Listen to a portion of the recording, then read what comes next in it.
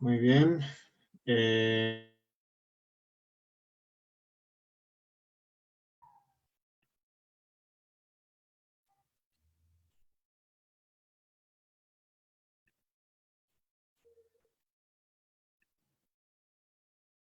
ya. Buenos días con todos los asistentes. Sean todos bienvenidos a esta nueva sesión de jornadas historiográficas. Esta es una actividad impulsada por los estudiantes de la especialidad de Historia y por primera vez lo estamos haciendo desde vía virtual. El día de hoy presentamos la conferencia virtual Pandemias y Protestas, una comparación entre 1918 a 1919 y 2019 a 2020, a cargo del doctor Stefan Rinke. Soy Mauricio Ávila y seré su moderador durante esta sesión. Sobre el autor, Stefan Rinke obtuvo su maestría en la Bowling Green State University y su doctorado en la Katholieke Universität Eichstätt, en donde además obtuvo su habilitación en el área de historia moderna con enfoque regional en América Latina. A lo largo de su carrera se ha desempeñado como docente en diversas universidades en Alemania y los Estados Unidos. Actualmente se desempeña como docente de la Freie Universität Berlin y desde 2019 es vicedecano de investigación del Instituto de Estudios Latinoamericanos de dicha universidad. Como investigador, el doctor Rinke ha recibido importantes premios y distinciones como el Einstein Research Fellowship de 2013 a 2015, Premio Anual de Investigación José Antonio Elzate en 2017, doctor honoris causa por la Universidad Nacional de San Martín en Buenos Aires en 2018 y desde 2020 es miembro correspondiente de la Ecuatoriana Academia Nacional de Historia y la Academia Mexicana de la Historia. Sus líneas de investigación giran en torno a Latinoamérica en la historia global, globalización cultural, Primera Guerra Mundial, entre otros temas. A través de su carrera ha dirigido importantes proyectos de investigación, entre los más recientes, migrantes, refugiados y buscadores de asilo, repensando la migración hacia Latinoamérica y los nuevos estudios étnicos, el impacto del trabajo memorial en la comunidad educativa colombiana, una exploración a la conciencia histórica de 2019 a 2021, y Colonia y Dignidad, un archivo de historia oral chileno-alemán. Su producción académica es amplia y de lectura fundamental para temas de historia de América Latina en la modernidad y la era global. Destacan sus libros Cultura de Masas, Reforma y Nacionalismo en Chile, de 1910 a 1931, Las Revoluciones en América Latina, Las Vías de Independencia, 1760 a 1830, América Latina y Estados Unidos, una historia entre espacios desde la época colonial hasta hoy, en el 2015, y quiero destacar personalmente uno de mis artículos favoritos, La última pasión verdadera, historia del fútbol en América Latina en el contexto global. Vamos a tener una ronda de preguntas al final y pueden enviar sus preguntas al chat privado de Miguel Costa. Y bueno, sin nada más que decir, le concedo la palabra al doctor Rinke. Muchas gracias, Mauricio. ¿Me entienden?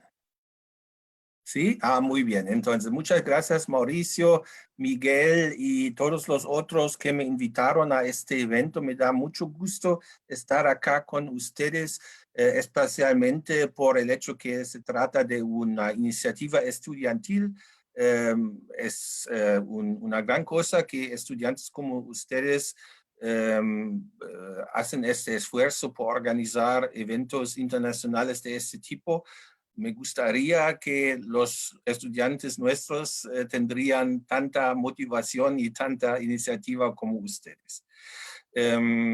Hoy voy a hablar sobre un tema que obviamente es un tema central de nuestros días, el problema de la pandemia, el problema del coronavirus, pero también quisiera contribuir a esta discusión desde la perspectiva de un historiador. Y por supuesto, las pandemias no son una cosa de solo una cosa reciente, sino son una cosa que ha acompañado la historia latinoamericana más o menos desde el momento en que los europeos por primera vez entraron a América Latina. Y obviamente estas grandes pandemias del siglo XV, siglo XVI,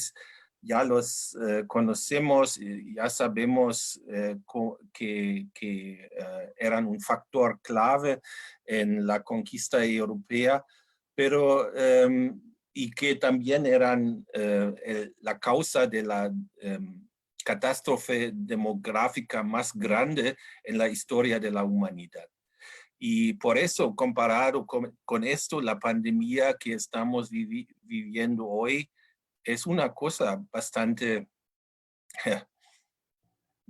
pequeña, ¿no? Pero obviamente nos toca a nosotros en todos lugares y mucho más en América Latina hoy que en Europa.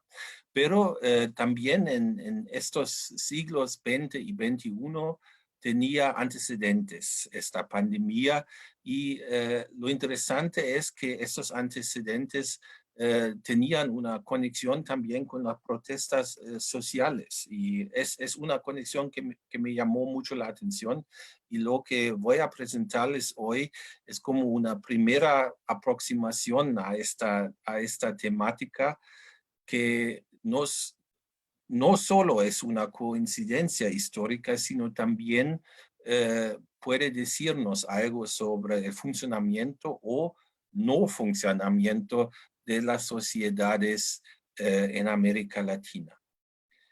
Entonces voy a empezar. Cuando se muestran los primeros efectos de la epidemia, el Departamento Municipal de Salud se dirige a la ciudadanía con un anuncio para frenar la difusión de la enfermedad. Hay que evitar tanto las reuniones públicas como los eventos culturales y las visitas. Además, se señala que hay que, cito, lavarse las manos minuciosamente, fin de cita. Uno podría pensar que la llamada viene del Berlín infectado o de la Lima infectada por el COVID-19 en abril de 2020.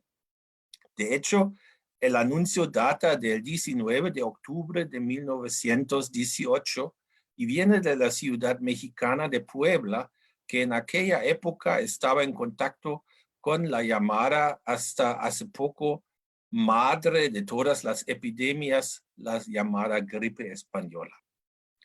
Las contramedidas no han cambiado mucho. Eso parecería si algunas de las recomendaciones del comunicado de Puebla no nos parecieran bastante extrañas hoy en día, como la desinfección de la nariz con una pomada de vaselina, ácido bórico y timol. Si hemos avanzado, es por lo menos cuestionable cuando el presidente de los Estados Unidos, Donald Trump, toma en consideración públicamente la inyección de desinfectante en el cuerpo humano. Los epidemiólogos señalaron ya en 2018 que las medidas de la Agenda Global de la Salud decididas en 2005 todavía estaban muy lejos de llegar a todas partes y que solo alrededor de un tercio de los países firmantes ya cumplían con los estándares. A pesar de las mejoras desde 1919, concluyó el estudio, los gobiernos y los sistemas de salud siguen estando insuficientemente preparados para las consecuencias de la dura epidemia de gripe de magnitud del 19-18. Deberían tener razón sobre eso. La actualidad del anuncio de 1918 se debe no solo a las instrucciones de higiene que hoy conocemos demasiado bien, ya que apenas han cambiado en los últimos 100 años, sino también a los paralelos con la situación actual en Latinoamérica. En marzo de 2020, la pandemia llegó a una región que desde hace un tiempo estaba sacudida por protestas sociales. Bolivia, Ecuador, Colombia, Perú, Nicaragua y Venezuela han sido centros de protestas desde 2019 y en parte ya antes. Sin embargo, en muchos otros países las personas también se manifiestan contra la corrupción y las injusticias sociales que se profundizan por la crisis económica. Los objetivos de los movimientos de protesta son muy diferentes y se extienden de la resistencia contra un régimen de izquierda populista como Nicaragua y Venezuela a manifestaciones contra la violencia en Colombia gobernada por conservadores de derecha. Con el brote de la pandemia del marzo de 2020, las protestas están aflojados por ahora, pero la situación social se ha vuelto aún más grave. Hace casi exactamente 100 años, las protestas también se entremezclaban con la pandemia, que a primera vista se parece a la actual. En el contexto de la Primera Guerra Mundial, los problemas sociales llegaron a un punto tan crítico que en muchos lugares hubo protestas que todavía no se habían visto a esta escala en la región. Bajo la influencia de la Revolución Mexicana y la victoria de los bolcheviques en Rusia, las protestas recibieron un elemento de revolución social que caracterizaría la historia sucesiva de Latinoamérica en el siglo XX. La llamada gripe española, que afectó la región en 1918 y 19, tuvo consecuencias drásticas.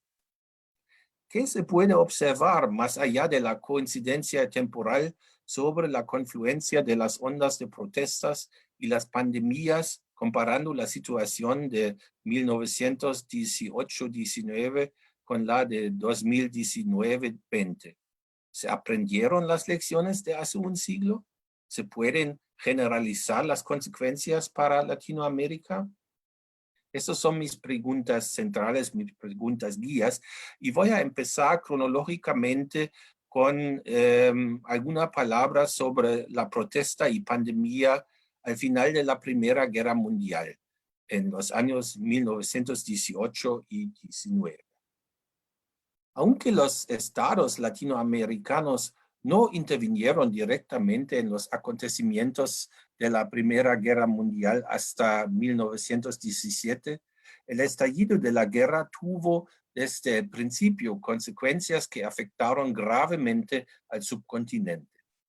Además de una ola de propaganda sin precedentes y de la politización de la opinión pública, las consecuencias socioeconómicas fueron particularmente profundas.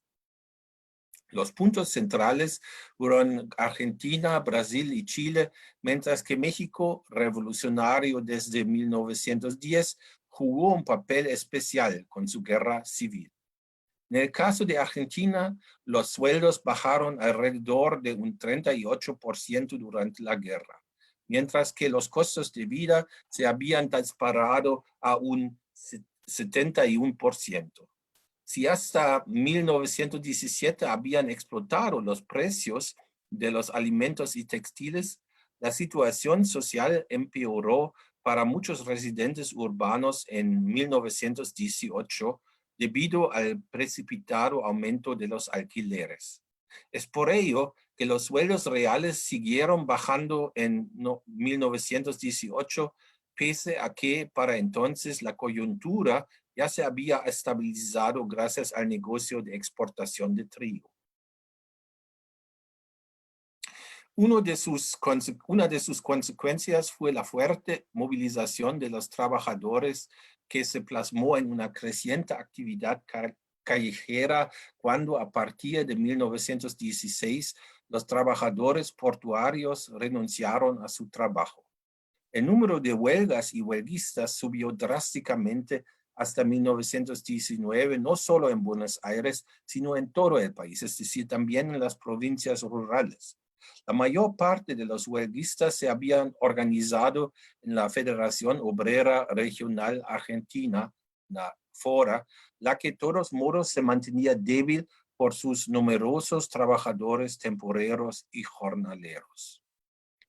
Ante las manifestaciones, el gobierno de todos modos se preocupó por la producción en las fábricas de carne, así como por el sector de transporte.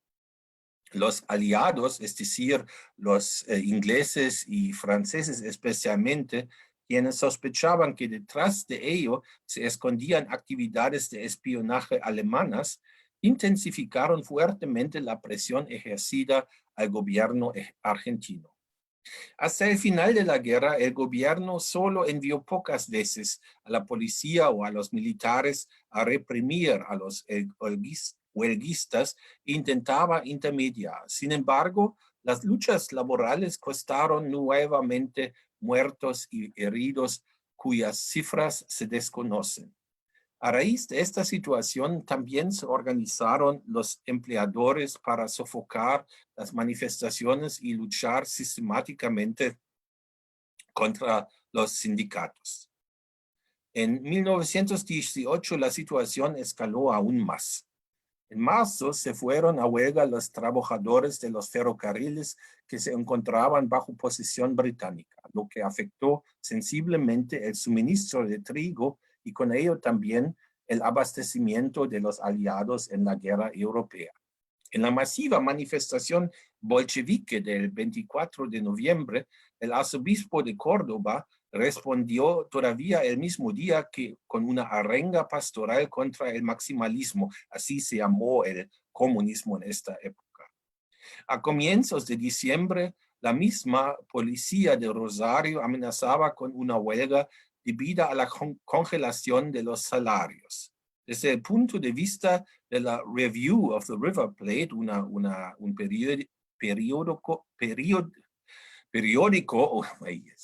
un periódico de la comunidad inglesa en Buenos Aires, la sovietización del país ya flotaba desde antes en el aire. Hacia fines de aquel año, el temor ante una revolución no podía ser mayor entre las élites. Las tensiones se desataron en una orgía de violencia a partir del 7 de enero de 1919, durante la así llamada Semana Trágica.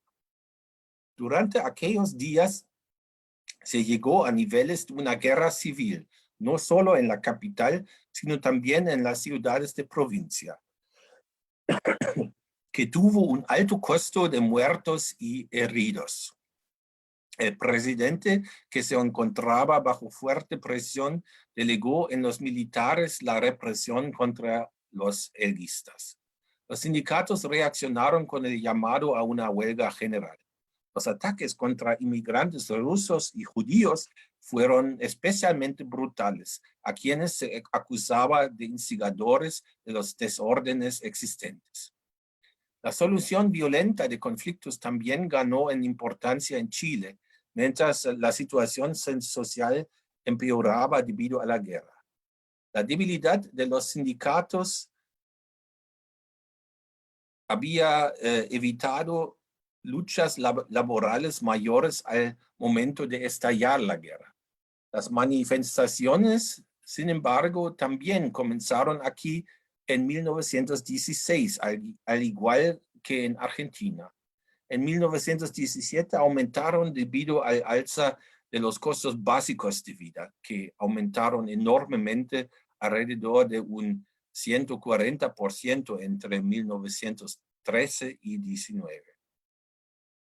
Sobre todo la huelga de los trabajadores portuarios de Valparaíso, que se extendió en abril a lo largo de todo el país, así como las represiones de trabajadores que tuvieron lugar en agosto en la región del Salitre, fueron un adelanto de lo que se vería en el futuro.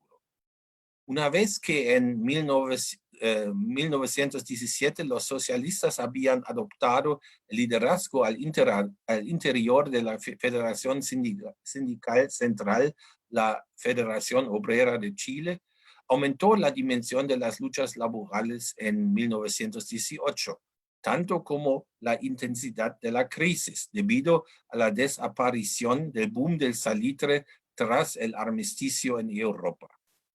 El 22 de noviembre, la FOCH organizó en Santiago la protesta masiva más grande conocida hasta entonces en el país. En ella participaron socialistas, católicos, mujeres y asociaciones juveniles. Incluso la prensa capitalina elogiaba el pacífico desarrollo de las manifestaciones y en principio le daba razón a las exigencias fundamentales de los trabajadores, pues, se decía, un pueblo que pasaba hambre, así opinaba el Mercurio, por ejemplo, no podía guardar ningún tipo de sentimiento patriótico, ni menos de respeto hacia el gobierno. El gobierno reaccionó de todos modos con represiones. En diciembre de 1918 confirmó una ley por la cual se facilitaba la expulsión de los así llamados subversivos no deseados y se debía impedir su inmigración, aunque dicha amenaza era en realidad de limitado alcance, dado el acotado número de inmigrantes existentes en Chile con inclinaciones izquierdistas. La xenofobia emergente se avivó a través del conflicto limítrofe con Perú por la cuestión Tacna-Arica. En esta situación se fundó junto a la Liga Patriótica Militar una milicia nacional que formó a lo largo de todo el país a grupos locales y que mantuvo encendido el ambiente nativista. Se llegó a ataques contra trabajadores peruanos y trabajadores chilenos que se asumían bajo influencias extranjeras.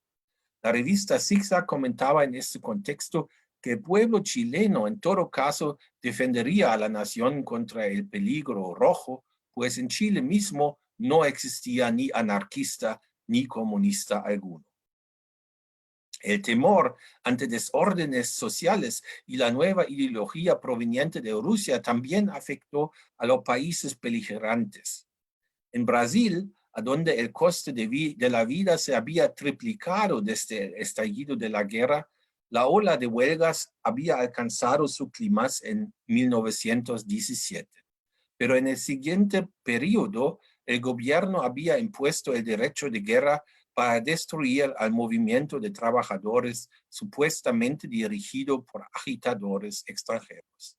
El 18 de noviembre de 1918 se registraron nuevamente choques muy fuertes, luego de que la situación de las clases populares empeorara mucho, lo que se desencadenó debido a la exportación realizada a los aliados. Pese a los esfuerzos realizados por el gobierno de contrarrestar los efectos negativos con medidas estatales y de procurar una distribución más equitativa. Finalmente, la situación social en Brasil era parecida a la de Argentina y Chile al final de la guerra, aunque las tensiones se traslaparon en Brasil debido al positivo desenlace que tuvo aquí la guerra. La crítica agudización de los conflictos sociales se constituyó en un fenómeno hacia el final de la guerra que se pudo observar en casi toda Latinoamérica. En Perú, por ejemplo, había sido tranquilo a nivel comparativo hasta 1918, cuando la ola de huelgas, a diferencia de los países vecinos, se expandió desde el campo hacia las ciudades. A finales del año, el movimiento de trabajadores amplió sus actividades y el 13 de enero de 1919 se inició una ola de conflictos en todo el país a raíz de la huelga general que permitieron algunas reformas, pero que fue finalmente brutalmente sofocada en mayo. En México, desde 1917, una y otra vez había las huelgas en los territorios petroleros de Tampico y se dirigían sobre todo contra la empresa británica El Águila. La sospecha recayó en agentes alemanes de manera similar al igual caso de la huelga de ferrocarriles, a quienes se les acusó de querer, junto con los anarquistas y rusos bolcheviques, de querer paralizar a la maquinaria bélica aliada. En Colombia, Ecuador, Bolivia, Paraguay, Uruguay y Cuba se dieron importantes luchas laborales que se extendieron en parte hasta 1919. Los motivos eran siempre los mismos: el ímpetu revolucionario de México y Rusia, así como la crisis internacional del capitalismo por la causa de la guerra.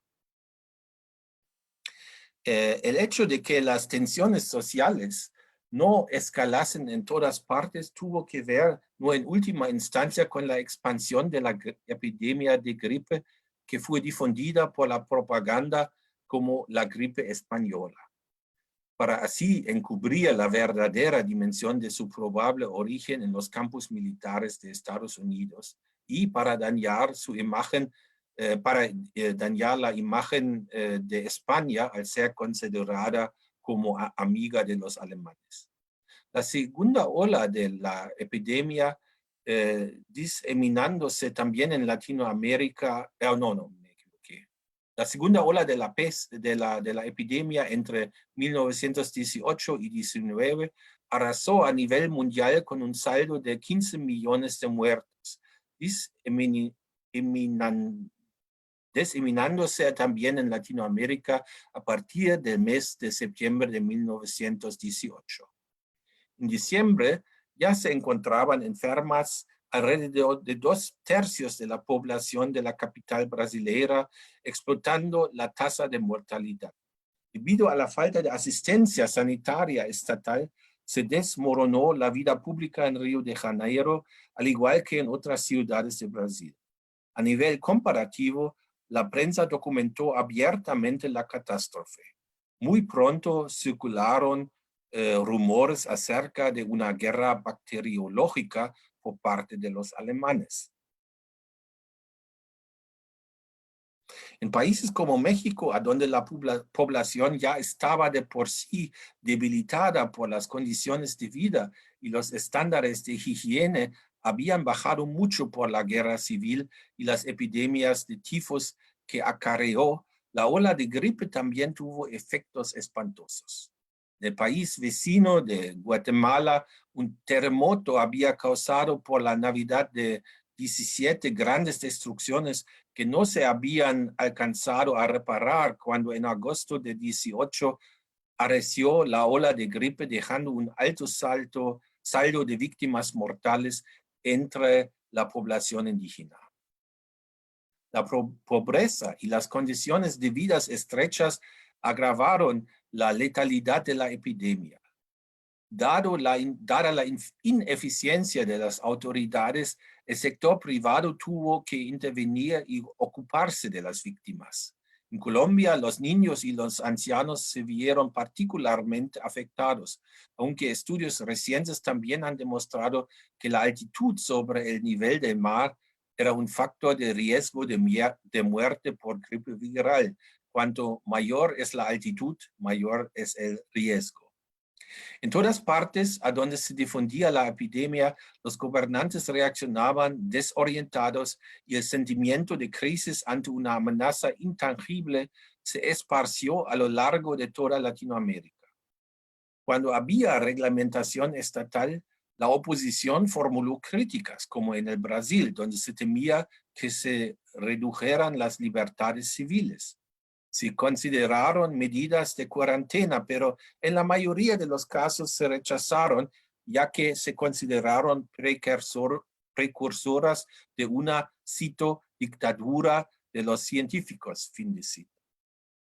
Al final, la pandemia siguió su curso con grandes diferencias de país a país y de lugar a lugar. No obstante, en muchos lugares la epidemia de gripe dio lugar a los esfuerzos de reforma de la atención sanitaria nacional en la década de 1920.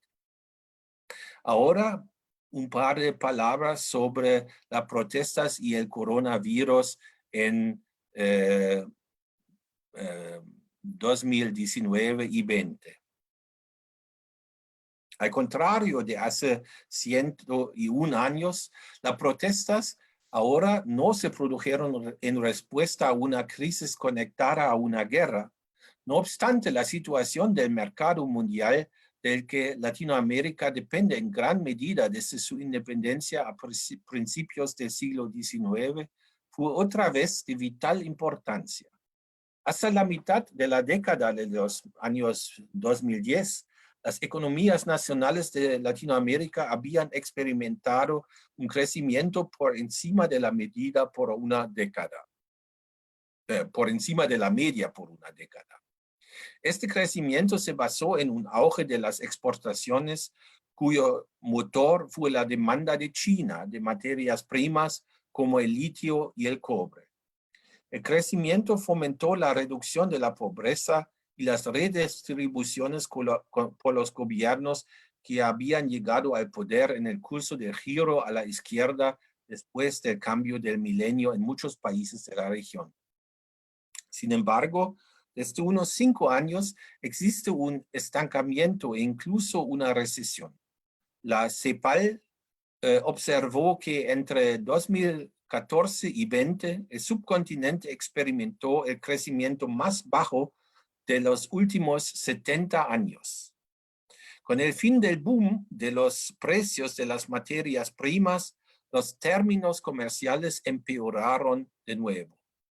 No los Estados Unidos, sino China desempeña hoy el papel del socio comercial e inversor más importante para la mayoría de los países de la región. La dependencia del bienestar económico del gigante asiático es correspondientemente fuerte. Además, a través de la creciente proporción de las exportaciones de materias primas, aún en los países relativamente industrializados de Latinoamérica, los desarrollos económicos dependen aún más de las tendencias globales. Con el fin del crecimiento, el margen para redistribuciones se redujo, ya que Latinoamérica es la región del mundo con el nivel más alto de desigualdad. Las consecuencias son particularmente dolorosas.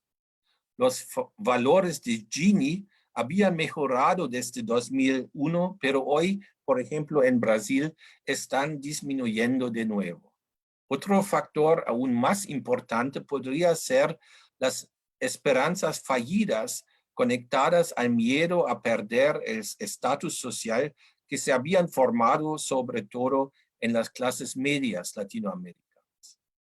Con el crecimiento económico crecieron también las expectativas de consumo, de estabilidad política y de servicios que, dada la desaceleración económica, se pudieron satisfacer solo difícilmente. Precisamente aquellos que se beneficiaron del auge y que, según las estadísticas, ascendieron de la clase baja a la clase media baja, temieron por su recién ganado estatus. Estas llamadas clases medias amenazadas, que en su mayoría están empleadas en el llamado sector informal, según la OCDE, alrededor del 40% de la población de Latinoamérica, constituyen el núcleo del potencial de protesta porque ellos reciben servicios públicos solo en medida muy escasa. La frustración sobre las desigualdades en las sociedades en las que las élites, en parte corruptas, disfrutan de privilegios a los que la mayoría de la población jamás tendrá acceso, llevó a la gente a las calles. Los une la desconfianza en las instituciones y en las democracias existentes en las que están viviendo.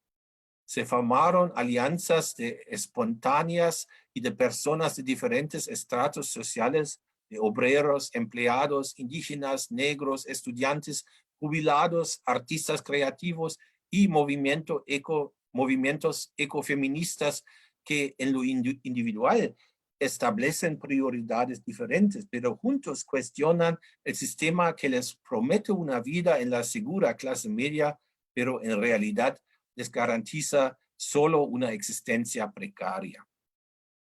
Las protestas son declaraciones de desconfianza de los amplios y heterogéneos círculos de las sociedades latinoamericanas hacia los que están en el poder, cuya renuncia es una de las reclamaciones más importantes. Con este trasfondo pan-latinoamericano, así como en el contexto de la ola global de indignación desde París hacia Hong Kong, las protestas en el cuarto trimestre de 2019, que algunos medios llamaron la primavera latinoamericana, se desarrollaron diferentemente en los diferentes países. Nicaragua y Venezuela, donde la resistencia había empezado ya en abril de 2018 y enero de 2019, así como en Bolivia, estos se dirigieron contra los presidentes populistas de la izquierda, que antiguamente eran la esperanza, pero habían agotado su crédito político hace mucho tiempo con fraudes electorales, corrupción y persecución de opositores. En Ecuador y Chile, los gobiernos del centro y de los conservadores, con sus medidas de austeridad neoliberales, fueron la gota que colmó el vaso.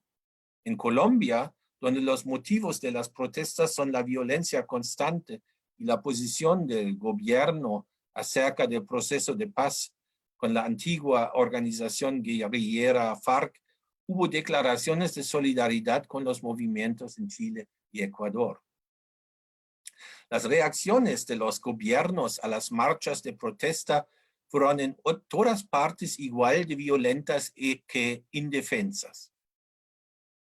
El giro de los gobiernos chileno y ecuatoriano, así como la dimisión del presidente Evo Morales en Bolivia, demuestran el poder que tiene la calle aquí. Sin embargo, todavía no se trata de una oleada revolucionaria. Como muestran los ejemplos de Nicaragua y Venezuela, con su persistencia, el Estado tiene grandes ventajas frente a los agentes sociales capaces de movilización digital, pero por lo demás poco organizados, a los que les falta una visión política común aparte de su crítica al sistema y a sus representantes. Con la llegada de la pandemia de COVID-19 en marzo de 2020, los presionados ejecutivos latinoamericanos recibieron un alivio inesperado, pero surgió un desafío nuevo y difícilmente manejable. La ola de protestas amainó ante las medidas de cuarentena y las prohibiciones de salir en todas partes. Las reacciones a la pandemia son muy diferentes desde entonces. Mientras en Argentina el gobierno de Alberto Fernández, que está en el poder solo desde noviembre de 2019, relativamente pronto decidió tomar medidas generales de aislamiento social y de tratamiento de enfermos y casos sospechosos. El presidente populista de derecha de Brasil, Jair Bolsonaro, habla de una gripecita, una gripecinha, se da un baño de masas en la multitud de sus seguidores de manera demostrativa y cuestiona la credibilidad de la información de los medios sobre la epidemia. Su eslogan, Brasil no puede parar, provocó la resistencia de los gobernadores en Sao Paulo y Río de Janeiro, entre otros, y protestas que acompañan su mandato ya desde su entrada en funciones en 2018. Entre tanto, el gobierno está dividido y transmite mensajes ambiguos. En Chile, a su vez, el presidente Piñera pudo mejorar ligeramente sus índices de aceptación con su gestión de la crisis. Pero en general, la situación en América Latina está sombría. La provisión de crecimiento para 2020 presentada por la CEPAL hace pocos meses se desvaneció en el aire con la crisis del coronavirus. A los gobiernos les faltan los medios financieros y tecnológicos para reaccionar con medidas eficaces como en Europa o en parte también en Asia. Están surgiendo grandes diferencias entre los países específicos y entre las regiones del mismo país, entre la ciudad y el campo.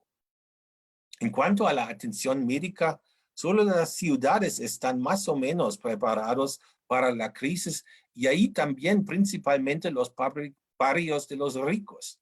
La buena atención médica es un asunto privado y cuesta mucho. Incluso para la clase media normalmente sigue siendo inasequible.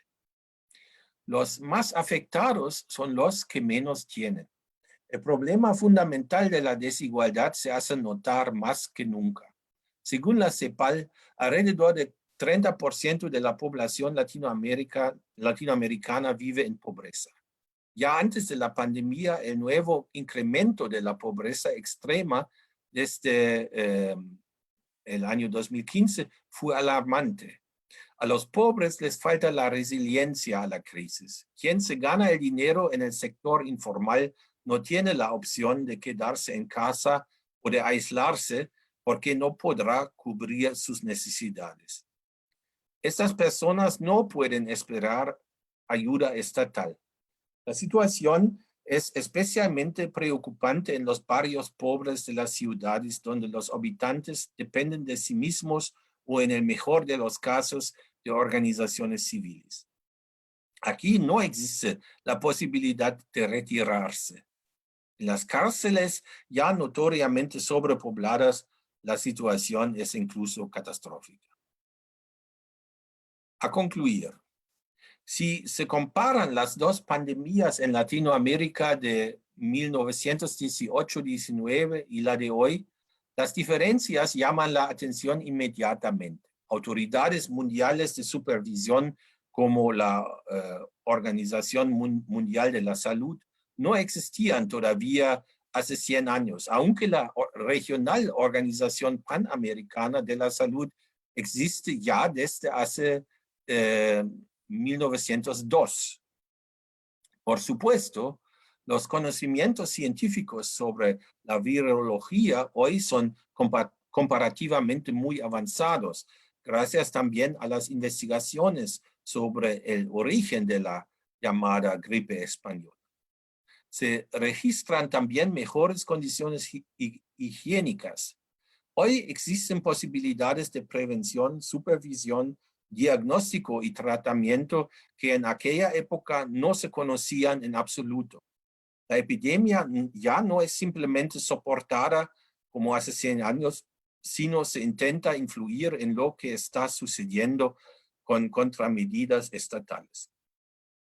Se espera que así se puede evitar que se repita la tasa de mortalidad de hace 100 años, extremadamente alta y hasta hoy no completamente conocida.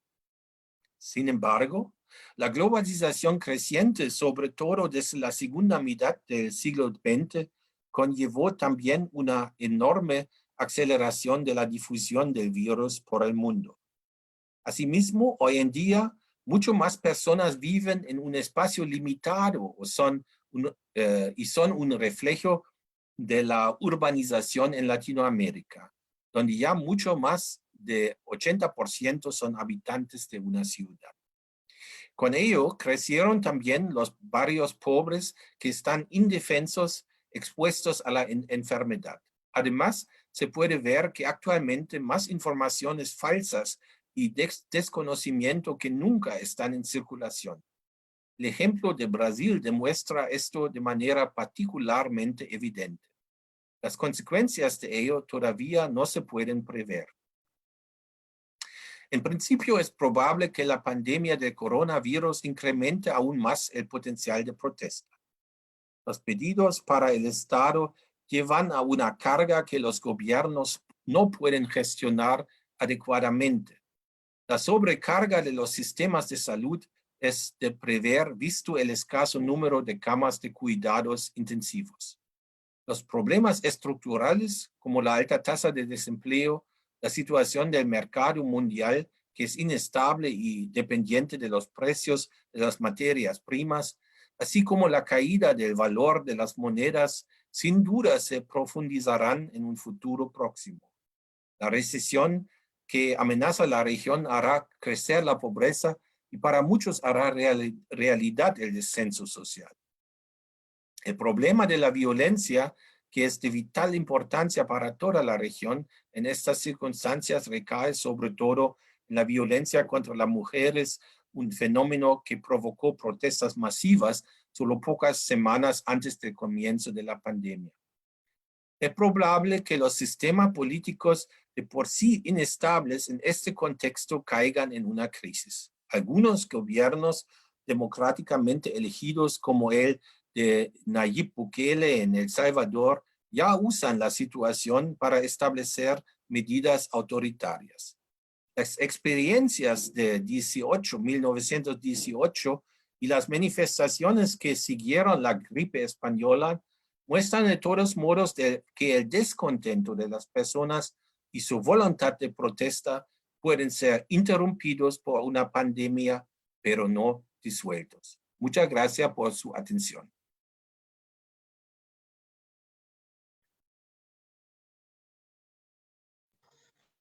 Muy bien, muchas gracias por la ponencia, doctor Rinker. Vamos a pasar a dos primeras preguntas de Zoom. La primera es interesante que a diferencia del contexto revolucionario en la etapa final de la Primera Guerra Mundial, donde las protestas sociales permitían culpar a un agente externo, los sucesos de ahora en Latinoamérica, el impacto de las protestas, cuyo foco sigue siendo Chile, no ha permitido el empleo sistemático de una retórica que externalice las causas de los conflictos internos.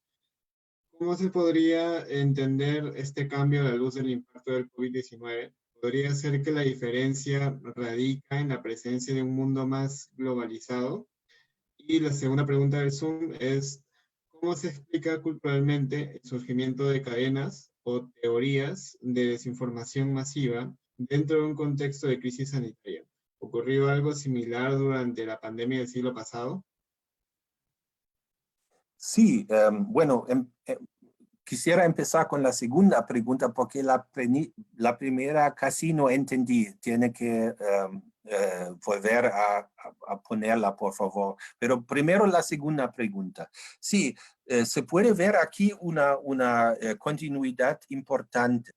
En la Primera Guerra Mundial, América Latina entró mediáticamente a la globalización, porque ese evento se cubrió casi diariamente en todos los periódicos latinoamericanos, incluso en las provincias, en las ciudades más pequeñas, había una cobertura larga, extensiva sobre esta guerra europea.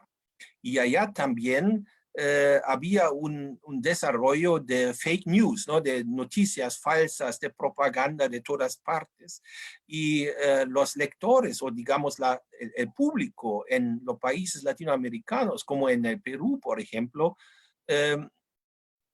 rápidamente se dieron cuenta que aquí lo que se publicaron eran mentiras, eran informaciones falsas y había un sentimiento bastante crítico sobre eso, porque obviamente de Europa la gente expectaba otro, ¿no? Una actitud diferente, una actitud más honorífica, pero eso se perdió en el momento de la guerra.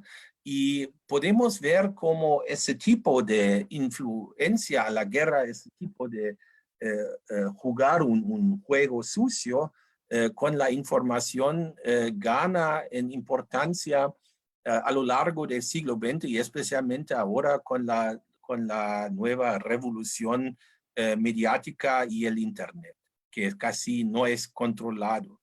Pero yo diría que históricamente esto tiene sus raíces en el momento de la Primera Guerra Mundial y sería interesante ver algún día una historia que trata este tema, ¿no? De la desinformación sistemática de la prensa en América Latina. ¿Y puede volver a ponerme la primera, por favor? Sí, bueno, lo he enviado por el interno. Pero mientras vamos asimilando la primera pregunta, tenemos una pregunta más del Zoom, una nueva, que son las dinámicas propias de las epidemias y su impacto especialmente fuerte en los sectores populares en Latinoamérica las convierte como detonantes a críticas a los modelos políticos y su incapacidad de resolver un modelo de inequidad que se ha mantenido de forma constante más allá de los gobiernos liberales o de izquierda. Casi no entiendo, es muy mal. Ese micrófono tiene repercusiones. ¿Puede volver, por favor? Okay. Las dinámicas propias de las epidemias y su impacto especialmente fuerte en los sectores populares en Latinoamérica las convierte como detonantes a críticas a los modelos políticos y su incapacidad de resolver un modelo de inequidad que se ha mantenido de forma constante más allá de los gobiernos liberales o de izquierda?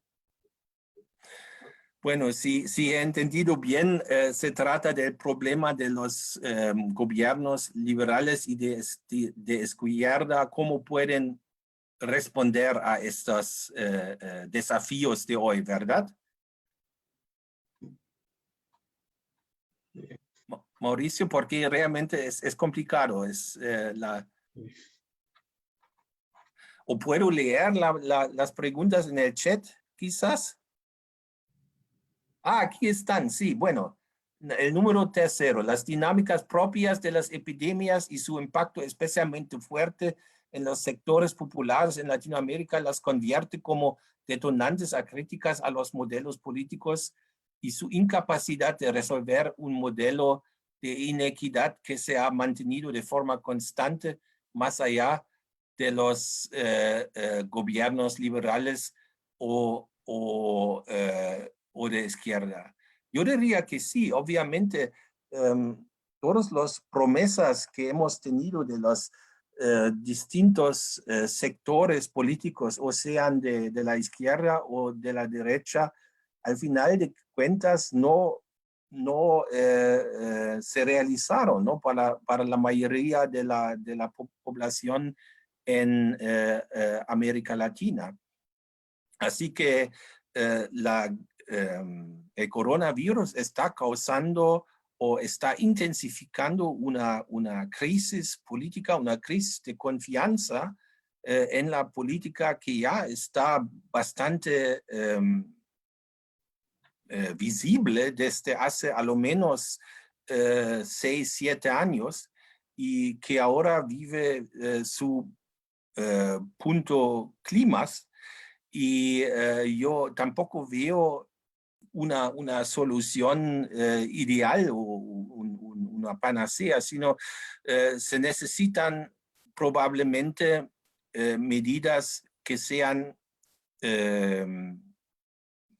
hechos por los distintos lugares, por los distintos momentos y que no sean promesas ideológicas para todo un continente. Ahora voy a continuar con el número 4, ¿no? ¿En qué medida la falta de una industria pesada o redes de comunicación exacerbaron las epidemias de 18 y en el año 2020 en Latinoamérica? Sí, yo creo que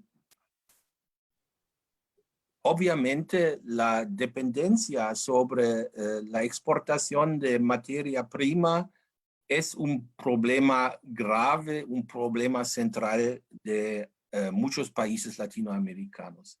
Al mismo tiempo, podemos ver cómo los países que trataron de crearse una industria pesada, como por ejemplo México, tampoco lograron el gran éxito de industrialización, y un país como Brasil o Argentina también vive ese tipo de problemas. Así que yo no veo que la falta de industria pesada o la falta de un distinto sector de industria es la clave del problema, sino lo que se necesitan aquí son políticas integradas para diversificar las exportaciones y el comercio exterior en total, y al mismo tiempo desarrollar el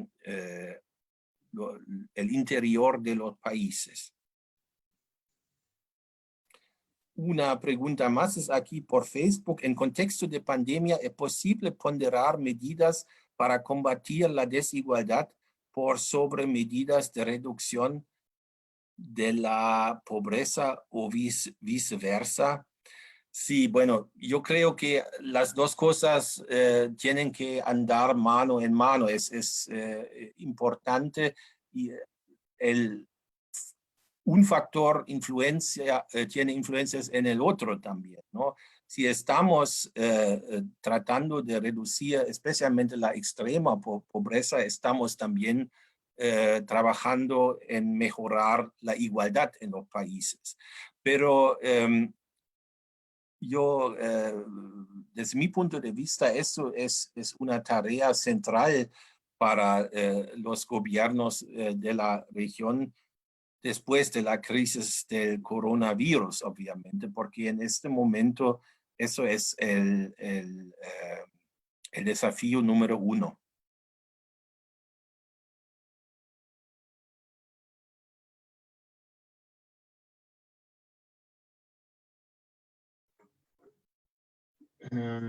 Bueno, entonces ya con la ronda de preguntas respondidas, damos por concluida esta sesión. Muchas gracias, doctor Rinke, por su ponencia y por supuesto a nuestros asistentes. Los esperamos la próxima semana en la siguiente sesión de Jornadas Historiográficas. Muchas gracias por su asistencia. Muchas gracias por darme la oportunidad y quisiera mencionar también las oportunidades de hacer estudios de grado en mi universidad, Freie Universität. Nuestro instituto recibe con mucho gusto estudiantes de América Latina. Tenemos muchos peruanos también. Y si se interesan para nuestra maestría de estudios latinoamericanos, les invito a googlearla o mandarme un mensaje a Miguel, que puede mandármelo y les voy a informar. Y también tenemos opciones en el doctorado y la mayoría de estos cursos están en español y también la posibilidad de escribir las tesis y los exámenes en español también. Entonces, si tienen interés, por favor, se contacten conmigo. Muchas gracias por su atención otra vez y por la invitación. Ha sido un gran placer. Chao. Gracias. Hasta luego, profesor. Muchas gracias.